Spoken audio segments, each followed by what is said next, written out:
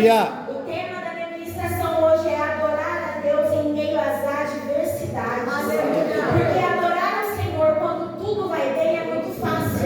Adorar ao Senhor quando os celeiros estão cheios é muito fácil.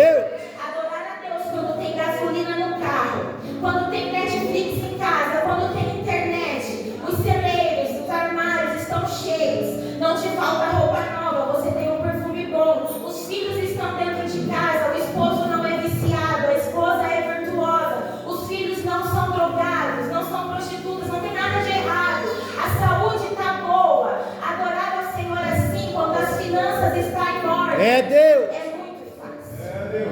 Agora, adorar a Jesus, adorar a Deus, o perfeito louvor, quando tudo vai mal, é só para quem é escolhido de Deus.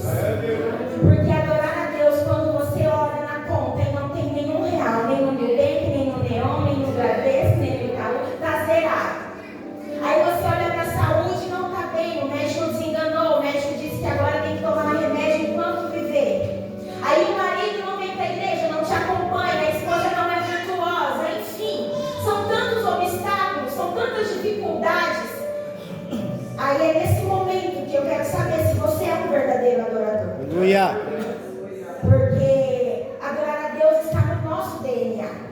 Certa vez, Jesus pregando no deserto, a Bíblia diz que Jesus estava falando palavras duras às pessoas, palavras difíceis. Jesus estava sendo certeiro com as pessoas. Porque você já viu aquele crente que ele fica na igreja, ele gosta da igreja, enquanto tudo vai bem, enquanto o pastor passa a mão na cabeça, enquanto você cumprimenta todo dia, abraça todo dia, ajuda em oração. Mas ai de você se chamar a atenção do filho desse crente, irmão, cuida da criança, por favor, que está andando aqui atrapalhando o culto. Já é. O irmão sai da igreja e ainda sai falando que você não é uma boa pessoa porque você não deixou a criança destruir o templo enquanto ele adorava. Ou senão, se você não vê a pessoa na rua, está andando no centro, na correria do dia a dia, não vê o irmão, não cumprimenta, é um crente fraco, já é um motivo para ele sair da igreja porque você o ignorou. Só que no tempo de Jesus, ele era mais duro do que isso, mais duro do que um pastor que chama a atenção de uma criança no momento do culto, mais duro do que um pastor que chama a atenção quando os membros estão conversando ou estão no celular. A palavra diz que ele era duro nas palavras e o povo começou a se dispersar, pastor.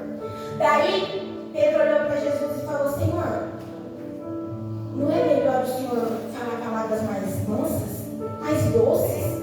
Porque o povo está indo embora. Jesus olhou para Pedro e falou: pode ir. Não vou mudar o que o Pai mandou dizer. Podem ir. Crentes frouxos, então podem ir.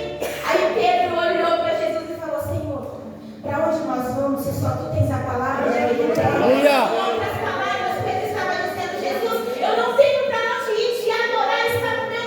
Aleluia. Adorar é tudo que eu sei fazer. Glória a Deus. Mas adorar a Deus quando Deus está em silêncio é muito difícil.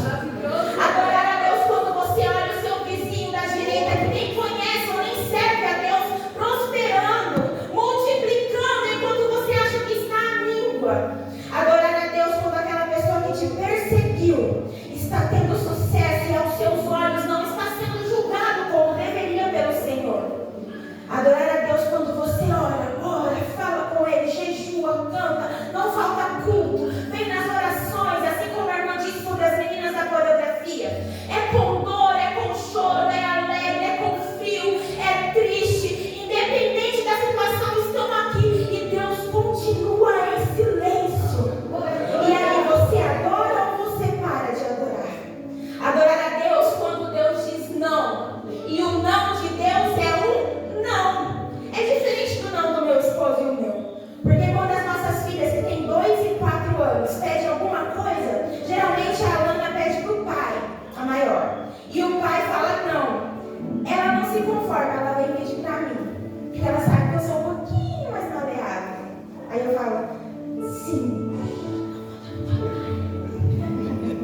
Agora ele está sabendo. E nosso não se torna um sim. Mas o não de Deus é não. O que ele disse para a mulher de Ló? Não olhe para trás, senão você vai virar o quê? Uma estátua de sal. Ela virou para trás. O que aconteceu com ela? Virou uma estátua de sal. Deus não mudou o não dele. E aí, adorar a Deus quando Ele diz não.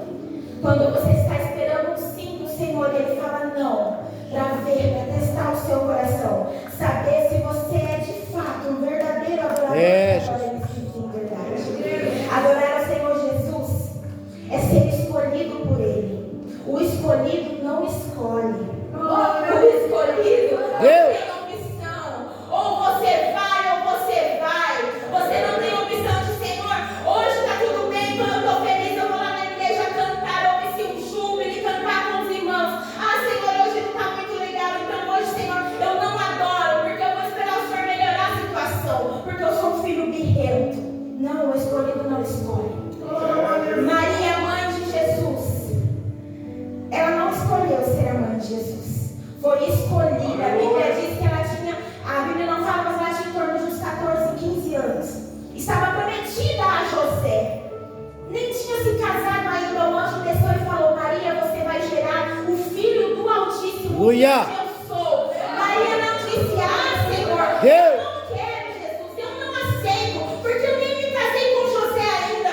Vai que eu faço isso e José não me queira mais. Vai que a sociedade vai começar a falar mal de mim, porque como que eu vou estar grávida sendo que eu ainda não conheço um homem? Não, Maria não pensou nisso. Ela disse: o quê? O Deus de Jacó, o Deus que eu sirvo, me escolheu para ser a mãe de Jesus. Deus, eis-me aqui. Foi escolhida e escolheu confiar e adorar ao Senhor. E aí a Bíblia diz que ela foi na casa de Isabel, a prima dela, porque Isabel já estava gestando, já estava grávida há 6 meses.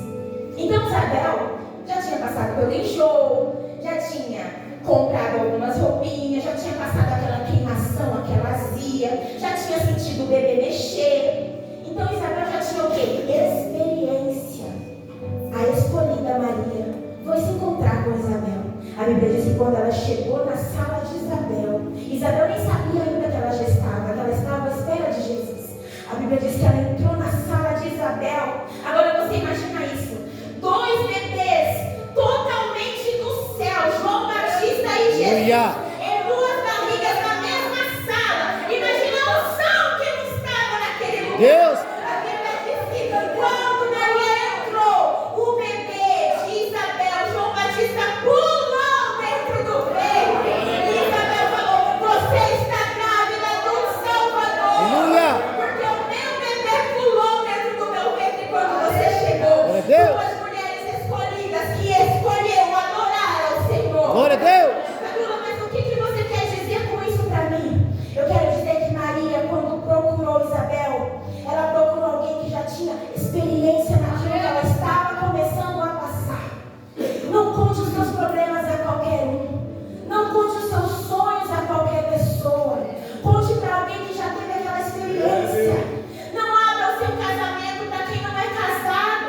Não abra o seu casamento para qualquer vizinho. Não entre no seu quarto qualquer pessoa. Não deixe sentar na sua cama qualquer pessoa. Faça o que Deus quer que você faça com zelo e cuidado, principalmente quando se trata de adoração. Aleluia. Quando se trata de escolha alguém que possa caminhar com você, que tem os planos, os sonhos e projetos. Deus. Maria não procurou qualquer pessoa. Eu vou na casa de Isabel, porque ela já está passando por esse processo que eu desconheço e que estou com medo, e que agora posso conhecer, me aprimorar e gerar Jesus. Jamais Deus escolheria uma pessoa que não adora em espírito e em verdade para gerar Jesus. Jamais o Salvador. Deus pode te escolher para coisas grandes, para coisas que você nem imagina, mas só se você for um adorador em espírito e em verdade. Porque a Bíblia diz que Deus procura. Você já procurou algo que você sabe onde está? Por muito tempo? Não. A gente sabe onde está. Agora, quando procura, é porque está em falta, não está em evidência. É assim que a Bíblia diz. Ele está à procura de pessoas com o coração sincero. E aqui, o versículo que nós lemos diz que Abacuque, sem sinais de vitória. Abacuque, Deus não falava, Deus estava em silêncio com Abacuque. Então Abacuque disse: Senhor, mesmo que o Senhor não fale comigo, Deus. ainda que a figueira não floresça, ainda que não haja frutos na videira,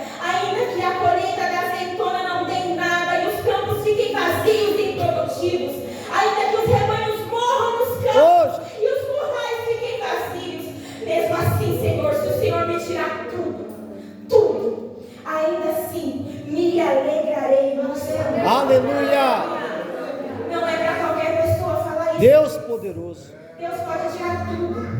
Enquanto eu tiver entendimento, mesmo que eu não tenha voz, mesmo que meus braços não se movam, só na mente eu continuarei adorando. Isso é uma ousadia de quem fala. Porque se você pedir para Deus para ter um testemunho de vida, pode ter certeza que Ele vai te dar. E o testemunho de vida, ele não vem na bonança. Para ter um testemunho de vida, é no sofrimento, é no deserto do Senhor. Para gerar uma força em tempos difíceis, é no deserto do Senhor. Só que eu costumo dizer na nossa igreja que o deserto, pastor, não tem CEP, não tem número, porque não é lugar de morada. O deserto é lugar de passagem. Deus. Você passa pelo deserto, você aprende no deserto. É uma escola do Senhor para te levar a algo novo, a algo grande, a algo extraordinário. Aleluia. Mas não é qualquer pessoa que pode passar por isso. Não é qualquer pessoa que sai do deserto cantando hinos de vitória ao Senhor. Só sai do deserto pessoas que verdadeiramente adoram, independente Aleluia. do que acontece na vida. Deus de glória. Eu nasci em um lar evangélico, em um lar cristão, graças a Deus por isso. No dia do meu nascimento, o meu pai estava sendo consagrado a pastor. Então faz exatamente 37 anos que o meu pai é pastor. Literalmente, no dia do meu nascimento, ele estava lá sendo consagrado. E desde que nasci, já presenciei algumas situações dentro do nosso lar sobre adoração na diversidade.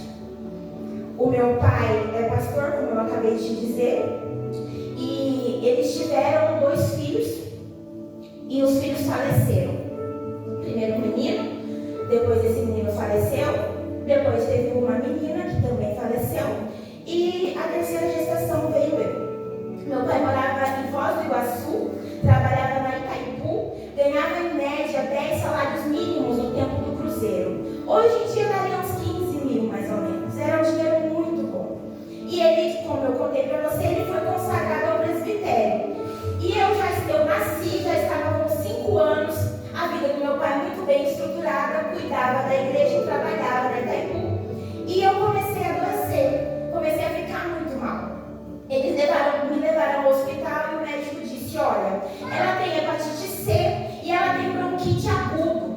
Então a gente não pode tratar, porque o remédio que a gente dá para combater o bronquite agudo aumenta a hepatite C. Um remédio vai matar ela, o outro vai matar ela. Não tem como medicar. Se medicar, ela vai viver no máximo 15 dias. E se não medicar, ela tem 3 meses de vida.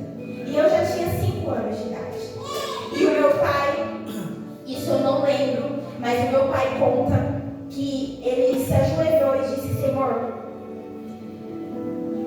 eu consagrei a minha vida a Ti.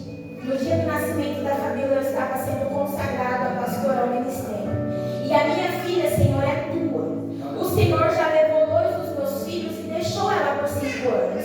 Então, Pai, eu não sei se ela vai ser levita, se ela vai cantar, se ela vai dançar, se ela vai pregar, mas uma certeza eu tenho, ela vai ser do altar. Porque consagrei ela a Ti. Então, Deus, eu faço um voto contigo. E aqui eu quero abrir um parênteses para te dizer. A Bíblia fala que é bom que a gente não faça voto. Mas se fizer, a Bíblia diz que é bom que cumpra. Porque voto é uma coisa muito séria. E Deus não é homem para que minta e nem homem para que se esqueça. Se Ele não se esquece da promessa que te fez, também não se esquece do voto que você fez. Então, se você promete: Senhor, estou desempregado, meu Deus, me ajuda, faz aquele currículo que está lá abandonado na gaveta, faz o empresário me chamar. Se me chamar, eu vou dar uma oferta de amor. Se me chamar, eu vou dar dízimo a minha vida toda. Se me chamar, eu vou fazer isso e aquilo. Quando você pega o serviço, você nem no culto vem. Deus não esquece de um voto. A Bíblia diz: não faça, mas se fizer, cumpra. E meu pai, com medo, angustiado, com medo de ter que enterrar o terceiro filho, disse: Senhor, eu faço um voto contigo. Se o Senhor não levar minha filha, curar a minha filha, eu vou viver de missão. Aonde o Senhor me mandar, no mundo, eu irei. Abrindo mão de 15 mil, em torno de 15 mil cruzeiros na época, em torno de 15 mil reais hoje, para viver somente do Deus. E os meses se passaram 3, 4, chegou no 6º mês. E eu não morri. Eu não morri.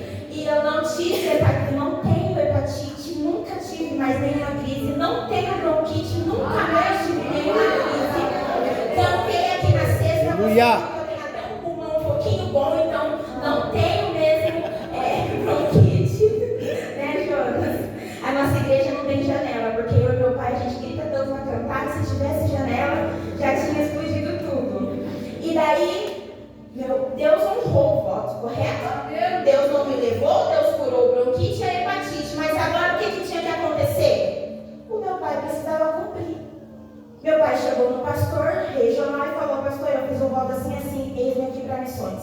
Nos mandaram para Rondônia. Quantos quilômetros, tio? 3.000 quilômetros daqui do Paraná. Nós éramos de Foz do Iguaçu. Nós fomos na promessa de que missões nos mandariam um salário por mês. Sabe aqueles cultos de missões que pede para você trazer uma oferta para mandar para os missionários? Era esse dinheiro que chegaria a nós. Mas nos enviaram para Rondônia, Porto Velho, capital, em uma igreja onde a mulher tinha traído o esposo, o pastor. Os membros tinham ficado decepcionados, saíram todos, só estava na igreja o meu pai, a minha mãe, um bêbado, uma senhorinha de idade, a filha cadeirante dela e um cachorro. Eram só esses os membros da igreja. Nós morávamos dentro da igreja e o que separava a nossa casa da igreja era um guarda-roupa virado. E a oferta de missão que eles disseram que nos mandariam nunca chegou. E as ligações que o meu pai fazia para Foz do Iguaçu nunca foram atendidas. Fomos abandonados em Porto Velho. Como se não bastasse, a minha mãe engravidou novamente. Quando a minha mãe está grávida, ela fica muito debilitada. Ela pesa 49 quilos na gestação. A única coisa que para no estômago dela é maçã verde e melancia, nada mais. Ela fica mais no hospital do que em casa. Como comprar maçã verde, que é a mais cara, e melancia, se não tem R$1 no bolso, se mora dentro da igreja e o povo que nos mandou nos abandonou? E um certo dia, nós não tínhamos mais nada para comer. Nós tínhamos um pouquinho de feijão na geladeira gelado, mas nós não tínhamos gás para esquentar esse feijão. E não tínhamos mais nada. E a minha mãe grávida com fome, e ela disse assim, meu pai falou assim, Sueli, eu vou dar uma andada na cidade, ver se eu encontro alguma capina, alguma coisa. Eu não vou voltar enquanto não tiver um dinheiro. E foi se passando as horas, já era de tarde, e ela estava, isso eu nunca vou esquecer.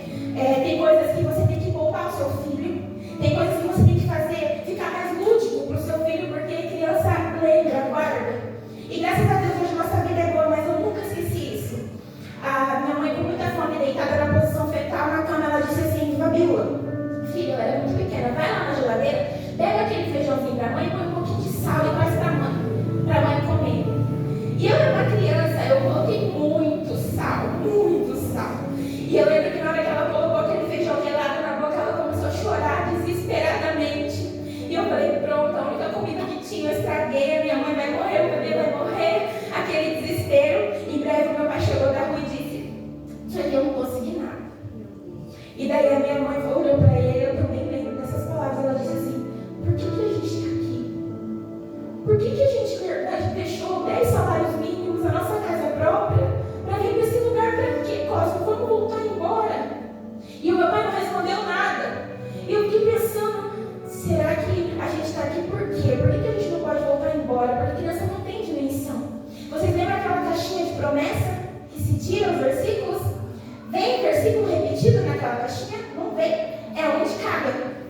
A minha mãe pegou uma caixinha, tirou um versículo e saiu assim: lembrai-vos da mulher de Ló, que olhou para trás e virou uma estátua de sal.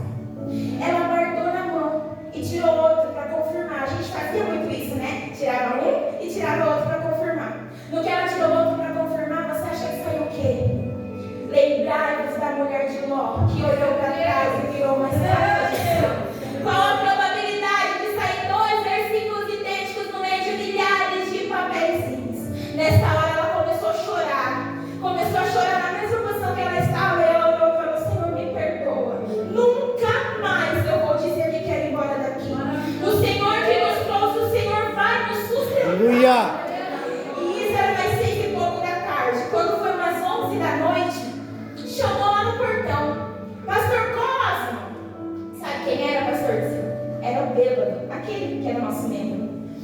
chamou, e daí a minha mãe falou, meu pai falou assim, ô Sueli, porque meu pai passou o dia inteiro na rua procurando, ele estava o quê? Abatido, triste, desanimado. Só que nisso a minha mãe já tinha feito aquela oração de renúncia e perdão. Então ela estava o quê agora? Fortalecida. Por isso que a Bíblia diz que é melhor dois do que um, porque quando um está abatido, o outro levanta. Glória a Deus. Aí meu pai falou assim, vai lá, fala que eu não estou não, ele deve estar bêbado.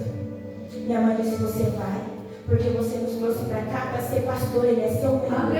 Abre o portão e vai ver o que ele quer. A hora que eu fui junto, a hora que nós dois chegamos no portão, o senhor da nossa igreja estava bem bêbado, com uma cargueira, aquelas bicicletas, com uma cargueira, Deus abençoe, irmã Edna, e com uma caixa na moto. E daí, na moto não, na bicicleta. E daí ele falou assim, ô pastor, eu estava lá no mercado, fazendo a minha compra, e olha, isso nunca aconteceu comigo, eu acho que eu estou muito bêbado hoje. Porque tudo que eu pegava, eu falava assim no meu ouvido, pega um igualzinho pro pastor. Aleluia. Um igualzinho pro pastor. Deus. E ele foi pegando e encheu aquela caixa de coisas e trouxe para nós. E o meu pai pegou a caixa, só que nós não tínhamos como cozinhar as coisas, porque a gente estava sem o gás. Ele deu uns passos, quando ele olhou para trás assim, ele falou, pastor, nós olhamos de novo, ele tirou 5 cruzeiros e falou assim, se faltou alguma coisa para a criança, compra. 5 cruzeiros era o valor do gás. Deus. Nós compramos o gás. Paramos de escovar o dente com sabão em barra. Voltamos a escovar o dente com creme dental. Voltamos a tomar banho com sabonete. E desde aquele dia a nossa vida melhorou naquela cidade. Mas a minha mãe estava grávida. Essa foi a primeira oração que eu vi na adversidade. A minha mãe adorando ao Senhor. Aquela oração de renúncia e perdão quando ela queria voltar. A minha irmã nasceu. Minha irmã nasceu com o cérebro aqui, ó, atrás da orelha, porque a minha mãe tem problemas em gestar. E nós estávamos no hospital, uma salinha bem pequena, cheia de pessoas aguardando notícia dos parentes. Eu lembro também exatamente disso. Hospital de base, lá em Porto Velho. O médico abriu aquela porta da salinha, cheia de gente sentada e falou assim, quem é o marido da Sueli? Meu pai fez assim, sou eu. Seu filho nasceu com 2 cabeças, você quer operar para não acontecer mais isso? E o meu pai é muito humilde, quem conhece meu pai sabe que ele não tem boca pra nada. Meu pai olhou pra ele assim, envergonhado, e falou assim, mas como assim, 2 cabeças? O senhor é surdo? 2 cabeças. O senhor quer que eu opere para não acontecer mais isso? Meu pai falou, pode operar. Pegou na minha mão, fomos para trás do hospital, tinha uma capela. Nós não entramos, ele foi para trás da capela. E foi a primeira vez que eu vi o meu pai chorar e vi o meu pai fazer uma oração de adoração em meio à oração. Aleluia. Ele disse o seguinte, Senhor, fiz um voto contigo e estou aqui por isso. A família está viva por causa desse voto. Senhor, nós não temos condições, Pai. Não temos nem condições de nos manter neste lugar. Mas agora o Senhor enviou uma criança para nós, Deus, com alguns problemas, uma criança que eu ainda nem vi. Mas Deus é minha criança. Se o Senhor me deu, é porque eu tenho condições de criar. Que seja feita a tua vontade, Deus. Todavia, eu me alegrarei no Senhor. Eu tinha 8 anos, mas eu lembro exatamente o que ele falou. 5 dias depois, a minha irmã faleceu. Não tínhamos aonde enterrar. Colocamos ela numa caixinha de sapato, nos cederam um lugar no cemitério e eu e o meu pai fizemos o buraco e colocamos a minha irmã lá. Minha mãe fechou a marca, mas eu permaneci aqui. Aleluia. E agora eu quero te contar a última história de adoração em meio à diversidade da nossa vida, para não tomar o seu tempo e finalizar. Eu achei assim, sofremos muito quando eu era criança, mas agora estamos no Paraná novamente, temos casa própria, carro, apartamento, estamos bem abastados financeiramente e com uma igreja boa, uma igreja que já tem 8 anos, que é a nossa, tudo vai bem. O que pode acontecer de ruim agora? E eu engravidei, foi uma gestação perfeita. 9 meses perfeitos, eu nunca vomitei. Eu só sabia que estava gestante porque eu dormia demais e comecei a engordar.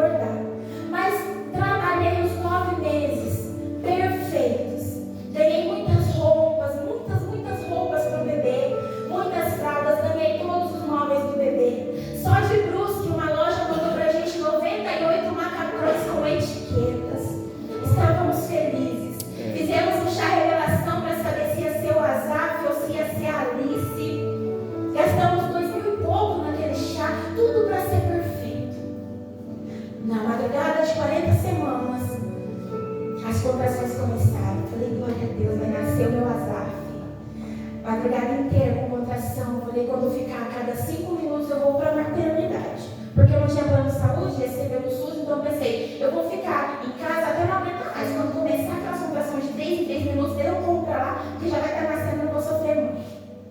Assim eu fiz, quando amanheceu, começou de 5 em 5 minutos, corremos para a maternidade. Mas quando chegamos na maternidade, parecia que eu nem estava grávida, as contrações cessaram. Vamos tentar o parto normal, não tem dilatação, faz o cardiotoco, o bebê está em sofrimento fetal, corre para a cirurgia, vamos tirar na cesárea. Olha que tira o Azaf, os médicos, nós já tínhamos conversado com os médicos, eles tinham deixado a gente filmar o parto. Meu esposo é pastor, eles tinham deixado a gente erguer o bebê para cima dentro da sala de parto, apresentar ao Senhor, porque esse era o nosso sonho. Mas não era o sonho do Senhor. Na hora que o bebê nasceu, eles não trouxeram para mim como leva o bebê para tirar foto com a mãe. Eles não deram no colo do meu esposo para a gente erguer aos céus como a gente queria. Eles correram com meu filho para UTI. Eu fui conhecer o meu filho 2 dias depois, o meu filho entubado e totalmente desfigurado, muito inchado. E o médico disse, olha mãe, olha pai, ele tem uma doença terminal, ele tem uma doença rara, que no mundo todo só tem 72 mil casos. E no Brasil ele é o 6º, 7º caso. Vocês dois são incompatíveis com a vida quando juntos.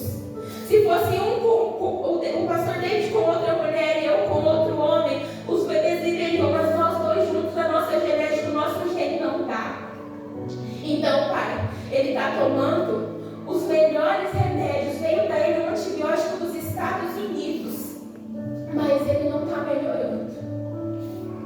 E daí, quando a gente foi para casa, no 5º dia, eu estava meio-dia mais ou menos trabalhando, eu estava de cesárea, mas trabalhando, porque eu queria esquecer aquela dor. Me deu uma angústia tão grande, era mais ou menos meio-dia. Eu fui lá fora para os meus pais não verem e falei, Senhor, por que eu estou tão angustiada? Deus, o que está acontecendo? O Senhor vai levar o meu filho? Se o Senhor for levar, Deus, tudo bem, eu aceito. Se o que está faltando para o Senhor levar o meu filho para ele não sofrer, é eu dizer que eu aceito, Jesus. Mas não é o que eu quero. Mas jamais vou contra o Senhor, porque eu prometi que te adoraria, independente da circunstância. Te adoraria pelo que o Senhor é na minha vida e não pelo que o Senhor faz. E quando foi meio-dia e 23, eles nos ligaram e pediram para ir ao hospital. Quando nós chegamos, eles falaram, tentamos de tudo, mãezinha, tentamos de tudo, mas o Azaf tinha uma doença terminal e infelizmente ele faleceu. Ele faleceu no dia 23, teve 2 paradas cardíacas e na segunda parada ele não voltou. Nós entramos na UTI, nos deram o Azaf sem vida no colo, gelado, enrolado no pano branco, me deu no meu colo. Eu sentei numa poltrona, os médicos tudo de volta, vários médicos. Eu peguei ele no colo e cantei pra ele. Adorador é tudo que eu sou. Adorador, assim Deus me formou. E quem poderá calar a voz de um coração? Dei ele nos braços do meu esposo levantou ele aos céus e fez a oração mais bonita que eu já ouvi. Disse, Senhor, te devolvemos o nosso filho neste momento. O Senhor nos deu, o Senhor tirou, bendito seja o teu nome, Jesus. Nós não estamos entendendo, mas estamos aceitando o teu querer. Eis-nos aqui, Jesus, cuida do nosso coração e recebe o nosso filho nos teus braços. Os médicos chorando, olhando para nós, pensando que casal maluco, orando, devolvendo essa criança ao Senhor. E fomos embora, fizemos o velório, foi o velório mais lindo que eu já vi. Pessoas falando em línguas, tinha muita gente passou por aquele lugar. Foi incrível. Mas aí voltamos para casa de luto. Você volta para casa e tudo que você comprou e ganhou está lá. A marca da cesárea está lá. O peito cheio de leite está lá. Mas não tem o bebê. E eu entrei no Aleluia. Todos os dias, chorando ou sorrindo, eu ministrei o louvor na nossa igreja. E um dia, muito triste, sem vontade de sair de casa. E deixa eu te falar uma coisa: adorador de verdade se entristece, viu? O próprio salmista, por várias vezes no salmo, ele diz assim: ó, por que está abatida a minha alma? Por que se angustia dentro de mim? O salmista não estava endemoniado, ele estava triste, abatido com as circunstâncias da vida. O próprio Jesus, antes da crucificação, o que ele fala para Deus quando ele soa sangue? Ele fala: Pai, eu estou com medo. Se possível for, afasta de mim esse cálice, eu estou com medo. É normal um verdadeiro adorador ter dúvidas e frustrações. Deus. Mas a gente chora nos pés do Senhor, se renova, se levanta e continua adorando a Ele. Aleluia. E um dia era uma vigília, mais de 300 pessoas, eu sentada lá no fundo. Falei: eu vou ir de calça, de coque, com uma jaquetinha, estava muito frio. Era em julho para agosto. Eu falei: eu vou sentar lá no fundo, que ninguém vai me reconhecer, vai lembrar de mim, não vai me chamar para cantar. Sabe, pastor, do seu quando você está tão destruído por dentro, você só quer ser ministrado? Sentei lá no fundo e fiquei. Pastor Jader Santana, não sei se vocês conhecem. Pastor Jader pregando, eu nunca tinha visto aquele homem. Eu não contei a ninguém que eu e meu esposo tínhamos esse gene defeituoso. Nem ao meu pai, sabe por quê? Porque se eu engravidasse novamente, o meu pai ia ficar 9 meses olhando para ele com pena e pensando: será que vai viver? Porque o médico disse que a probabilidade de morte do nosso filho, dos nossos próximos filhos, era de 75%. Então, a cada 4 filhos, 3 morreriam. E eu não sei se você já enterrou alguém, com mãe, pai, filho, parente, mas dói demais. Ainda mais quando é um bebê, sabe? Porque tudo que você queria era cuidar. E a saudade que você sente é de algo que você nunca viveu. A minha tia está aqui recentemente. Precisou abrir mão também de um filho. Era uma menina, né, tia? E ela pegou na mão. Já era formada, já era um bebê. Aí você olha a pessoa sorrindo e você pensa: tá tudo bem. Mas só dentro do coração de um verdadeiro amor, ele sabe quando ele precisa sorrir em meio à tristeza. Quantas vezes eu olhei as mulheres na rua com bebês e pensei: Deus, não tem ninguém melhor que eu, porque eu não mereço. Não tenho nos céus créditos contigo. Pensamentos que vêm no momento de frustração.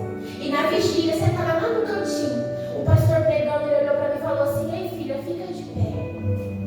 Deus está me dizendo que você sorri por fora, mas geme por dentro. Deus está me dizendo que aqueles joelhos cansados, dobrados, pedindo para eu te sustentar no luto, foram ouvidos.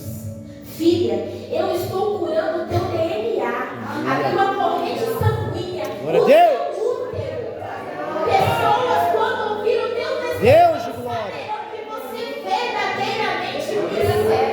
Deus poderoso. E eu fui para casa com a certeza de que seria mãe de filhos. Aleluia. Não parei de adorar, minha adoração se intensificou.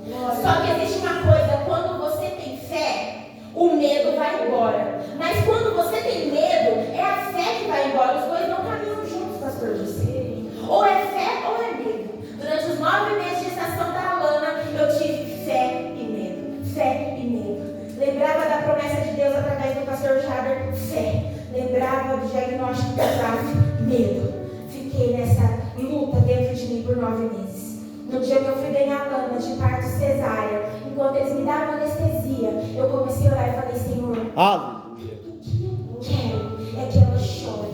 Porque uma criança com a doença do meu filho não chora. Os pulmões são atrofiados, morrem sem ar. Falei: Deus, que a Alana chore. Eu só pensava: Senhor, que a Alana chore, que a Alana chore, que a Alana chore. Na hora que tiraram ela, foi o choro mais lindo. Aleluia. Aleluia. Deus.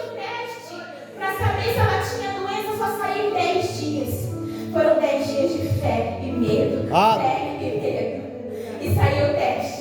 E a Alana é perfeita para agora. Glória a Deus. Não tem nenhuma doença. Aleluia. Deus seja louvado. Aí eu falei: Deus, quero fazer uma prova. Quero saber se estou curada mesmo. Porque o médico disse que uma ia viver e os próximos 3 morrer. Vamos lá, vamos ter mais um filho. Engravidamos da Nandinha. rapidinho. Aleluia. É a menor. 9 meses. Com mais fé do que mil. Aleluia. Glória a Deus. Glória a Deus. Chegou a madrugada delas nascerem. Sabe qual é o meu dia preferido do ano? O Natal. Eu amo o Natal. A Lana nasceu um dia depois, dia 26 do Natal. E a Nandinha nasceu dia 9 de dezembro. Vamos para cesárea.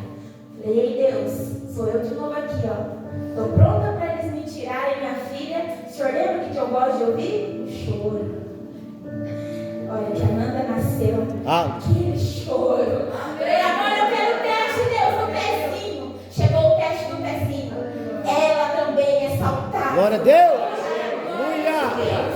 Aí você pensa assim, mas Camila, você é feliz pela metade, porque ainda dói o Azael ter morrido, dói, mas é uma dor na certeza que eu vou pro céu e eu encontrarei no céu. Aleluia. Tirar o Azael foi um milagre para que hoje eu tenha um testemunho de fé para você. Glória a Deus. Testemunho de que Deus muda a sorte, muda o DNA, Deus muda as estruturas se preciso for um monte de um lugar para outro, para te honrar e te dar um testemunho de vitória. Ainda que com lutas, ainda que com tristeza, eu ainda choro pelo meu filho, ainda lembro do meu filho, ainda tenho saudade de coisas que não vivi com ele, mas eu tenho a certeza de que o Senhor tem um propósito em tudo que faz. Aleluia. Eu continuo adorando ao Senhor em espírito e em verdade.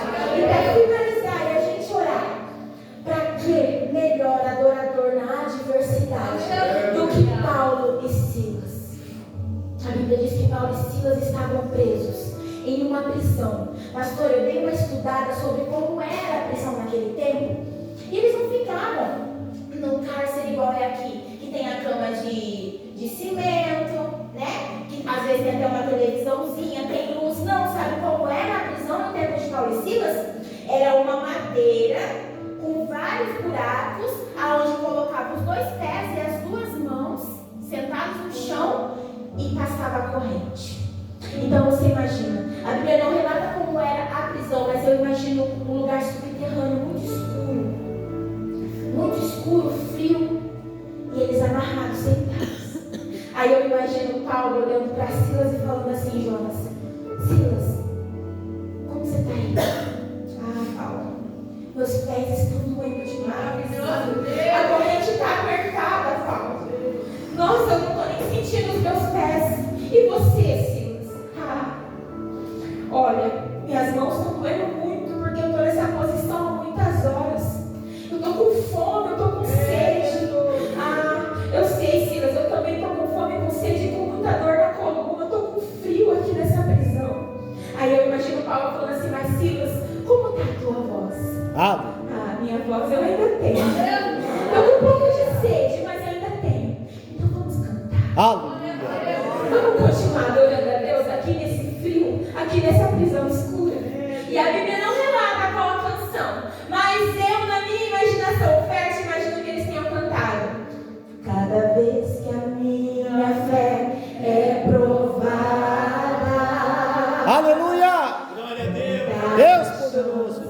De crescer um pouco mais, as montanhas e vales, desertos e mares, me atravessam, me levam pra perto de ti. Ó, a diversidade, as minhas provações não são maiores que o meu Deus e não vão me impedir de caminhar.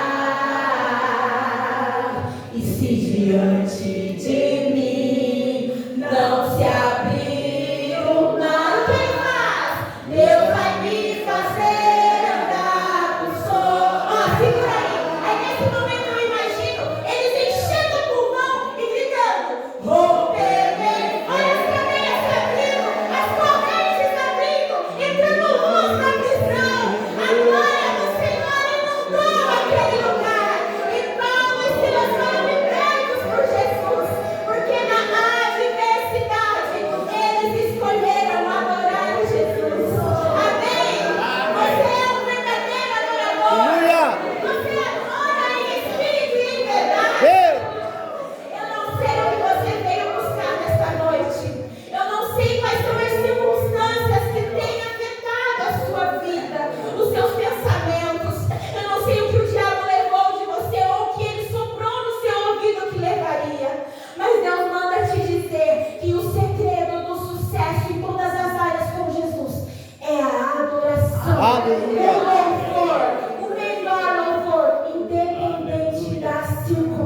Glória a Deus.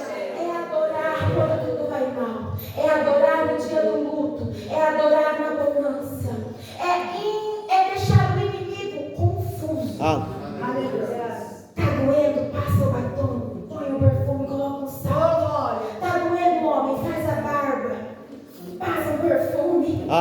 Coloca o sapateiro e vem pra igreja enganar Satanás. Vem pra igreja enganar Satanás. Ele vai olhar e falar: ixi, não deu certo. Você pode até estar gemendo, mas por fora você está adorando. Você adora tanto como você vê. Encheu o teu coração. Subiu as narinas de Jesus e chegou ao céu. Aleluia. Coloque-se de pé no seu lugar. Feche os seus olhos.